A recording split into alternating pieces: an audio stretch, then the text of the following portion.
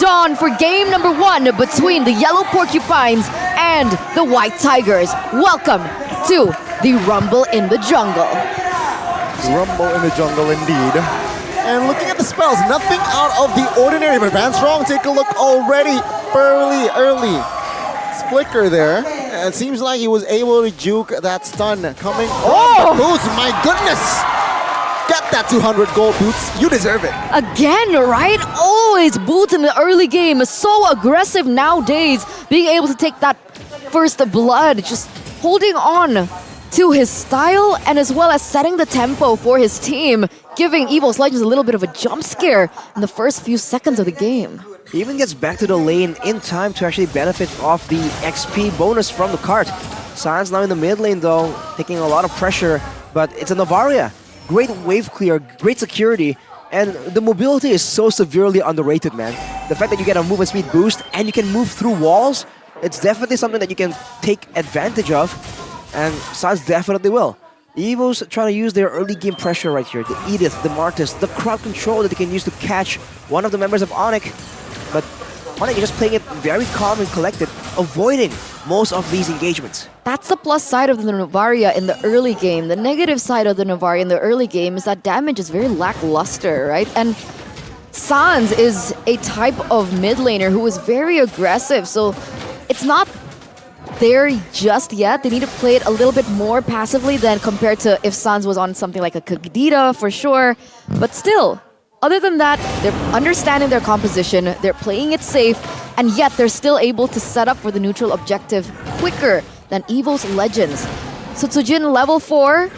We can see that Kairi is also level 4, 50-50.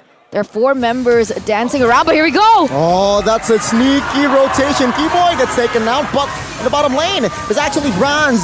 The trade here for Onic. It's a 1-for-1, but then again, compensation. Evos Legends looks to get the first new on the board. And it seems like, yeah, Onic will have no answer to that.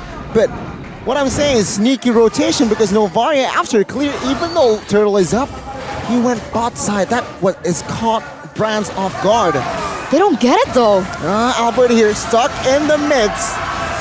Everything given on the board and Van Strong claims the kill. That's a slight miscalculation there by Albert and friends. They didn't get the purple buff, they don't get much and even get punished for it. Looking at the emblems though, you can see aggression from the side of Onic, man. 3 assassin emblems on the Bruno and the Novaria as well as the Khalid. Brute is trying to be a bit of a split push menace though. Going for, once again, the very aggressive emblems, whereas for Evos, it's the same thing. The Wilderness Blessing here being used with agility to ensure that they can out-rotate. And considering the result of the, the movement from the turtle to the purple buff, you can't really argue with the results. No, you can't. But the results of the Tao's prediction here, Papulung alone here for Evos Legends. It's looking like they're going to prioritize mobility, speed, and rotations. Van, can he speed himself away from that situation?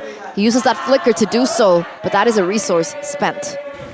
Onic, they're not really overextending. They just posture up aggressively, and what they can take, they take. If there's counters, if there's cover coming in from the other members, they just simply walk back and wait for a better chance. This decisiveness is what makes it so scary, right?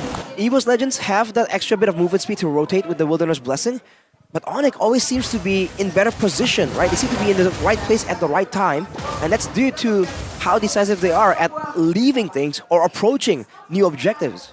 It's always the calm before the storm for the Yellow Porcupines here.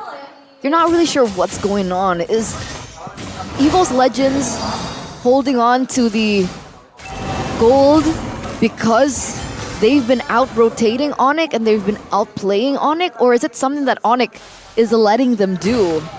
It keeps you guessing with Onic. Exactly, it keeps you guessing, but Evos Legends now in control. Kairi finds it onto Tsujin here. Good recall by Sans.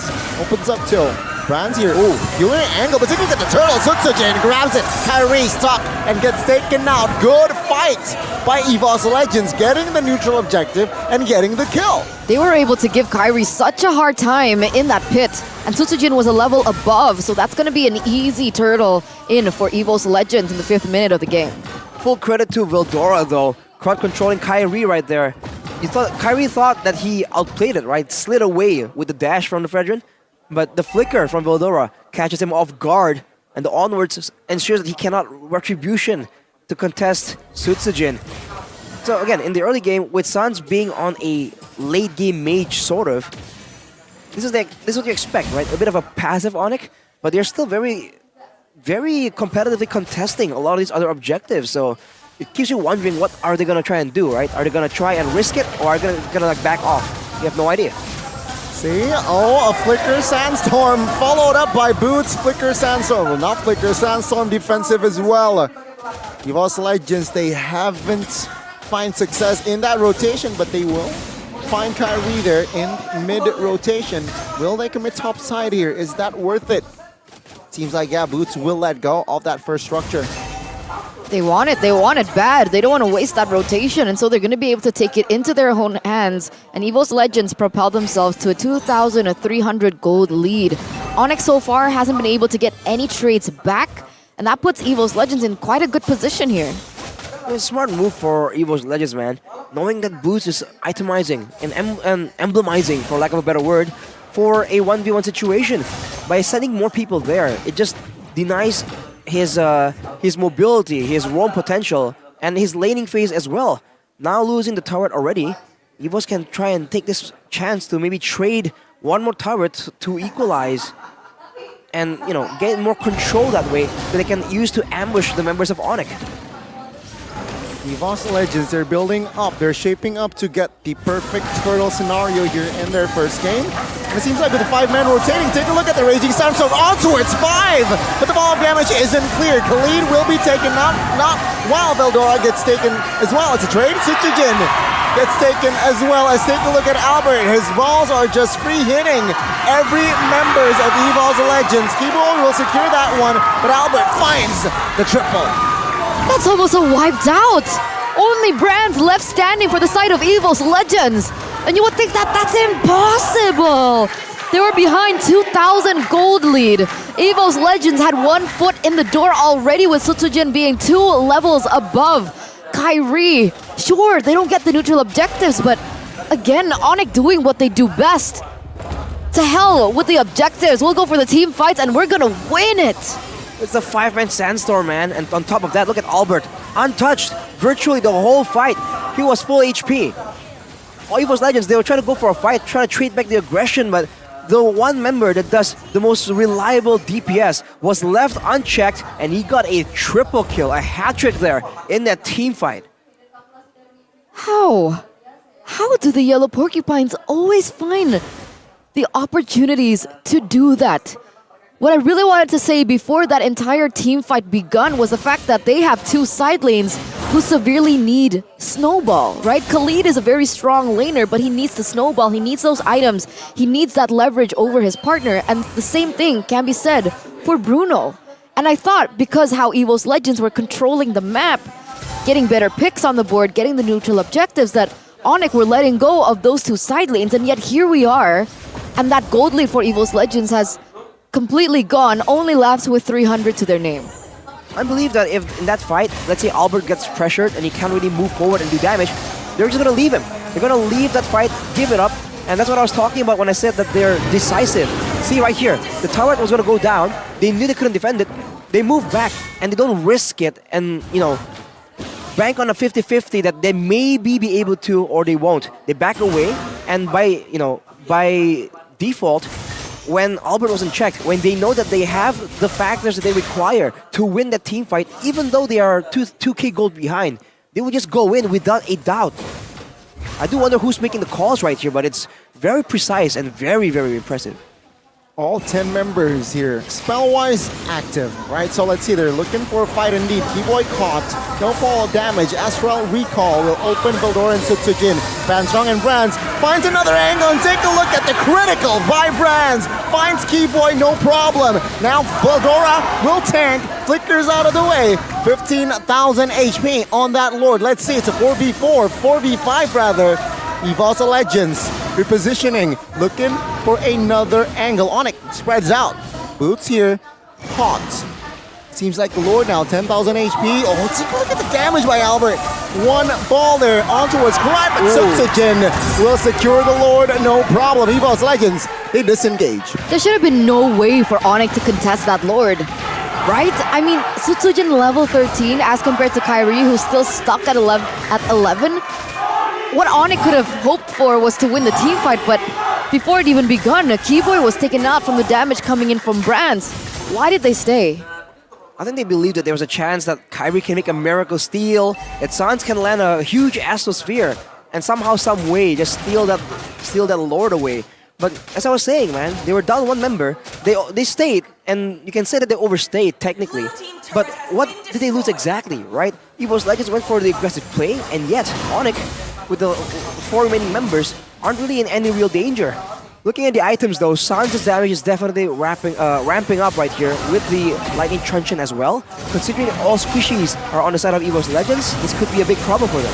Tier 1, oh good Sans! And their ball of the members are under the turret. Take a look at Van Strong here trying to survive, trying to give holy healing as well. Will not survive for long though. Vilnara caught as well as Cry jumps in just to take his life. 3 members down, traded for boots. Oh man, a Brutes! Again, a beautiful, beautiful engage. That flicker sandstorm hit exactly the right people, and the trade became in favor of Onic, turning that. No! Oh, Brands! that's a mistake! Oh my goodness, rarely do we see Sans making a mistake, but when he does, Brands is there to punish him. Where is he at on items? Why is he dealing so much? Well, he was 3-1. He's 4-1 now. And Onic, they were just a bit too lax. They even lost a turret in the top side, by the way, so that's not exactly the ideal circumstance that they want to be in. Can't really see if the core items for Brands is completed by now, but it is definitely more than enough to just gun down the backline members. Haas Claws, Berserker Fury, Wind of Nature, and the Dragon Spear. Alright, even with the GDS now, more mobility. Looking at the player's gold by UBS Gold, he is still on top there, even above Albert. Followed closely by Susujin and Veldora, so Evos definitely still has the momentum right here. It's all about execution and how they play out the next team fight. The silent monster, man, Brands, out of nowhere. You know, in the lane, it was Albert who had more gold the last time we checked the player's gold difference.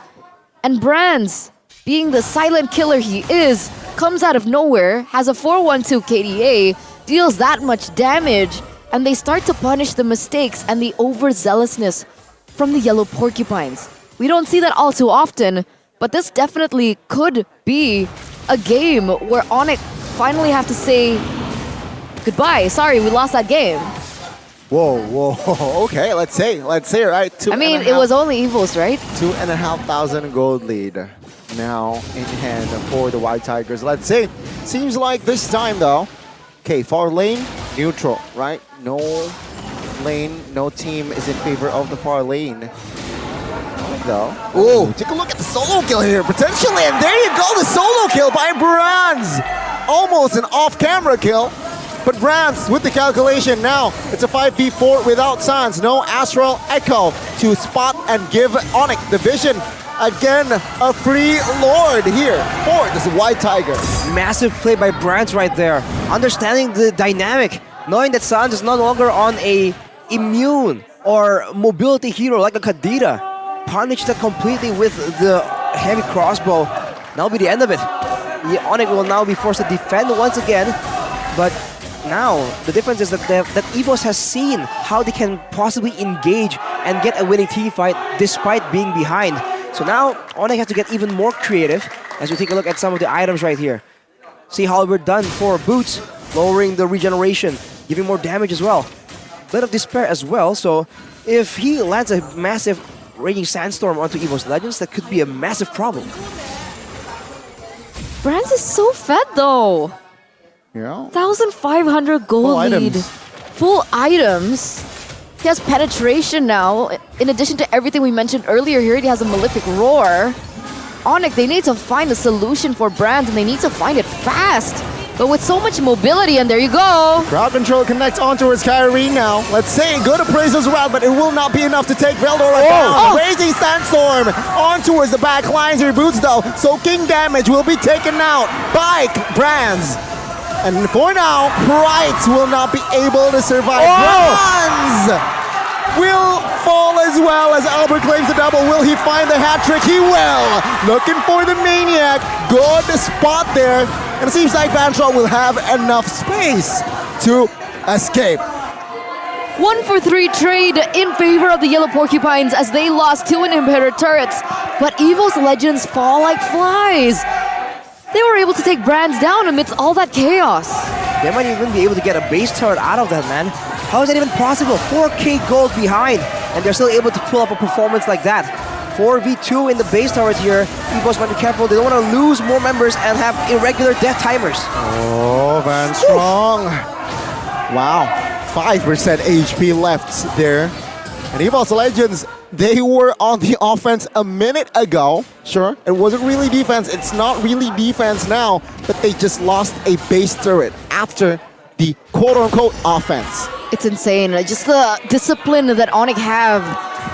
They understand that finally we can utilize the damage coming in from Sans with the Clock of Destiny, the Lightning Charge being built, but here we go. Okay. Okay. He also has the Ice Queen Wand, Arashi. So what is he lacking here for Sans to deal even more damage than he already is doing? Penetration comes to mind, but against this team, maybe he's going to aim for the backline only and not really go for the frontliners. That's a bit of wishful thinking though. Usually they just go for a bit more like a Divine Glaive or Holy Crystal. And just like that, it's going to be consistent poke again and again because the Astrosphere is just not an ultimate. So with 2 base turrets down here, Evos Legends have a chance to do a macro play, but their gold lead has just evaporated, man. Now it's going to be an equal fight, and I don't think they have that good of a solution for Albert. Right? Whenever he gets full reign in the team fight, to just keep kicking those balls in, he's just gonna take over the fight. He's 8-1, man, after a weak early game. Big guys, oh, take a look at Keyboy there. Almost got the Bloom help out, but Veldora now flickers out of the way. Still survives. The snipe there from Sans wasn't able to take him down just yet. Evos Legends moving, Brands showing. Take a look at the damage that he will give, forcing Sans to use the flicker. Strong, quite low. Has a holy healing. Onic trying to reclaim the Lord here, as the Lord here is still has not been resetted. So both teams here, they want to commit to this, or even Onic here forcing Evos Legends to commit to this. Let's say Evos Legends clumping up, Sutsujin quite low. Kyrie jumps in, he misses, all good onward, and Kyrie, will he be taken out? He will! That's a mistake, Boots jumps in, finds Susujin as well. That's a good trade, jungle for jungle. Evos moving in, no retribution. Who will grab the Lord? Let's say both teams picking risk. Albert finds a kill, finds a double as well, and the Lord will fall to Bright. Anticlimactic, let's say Evos Legends, they lose another member in Bright. That's a wiped out for the Onic. Team Onic, they successfully go for a wiped out, but in the final moments, it was Kreitz to steal away the Lord. Is it going to be enough to buy the White Tigers time to defend this one? Sutsujin, 6 seconds, but Onic, they're knocking on the doorstep. They have Albert, 1 minute left. They have Albert, they will try to end the game with the Bloom as well, and Onic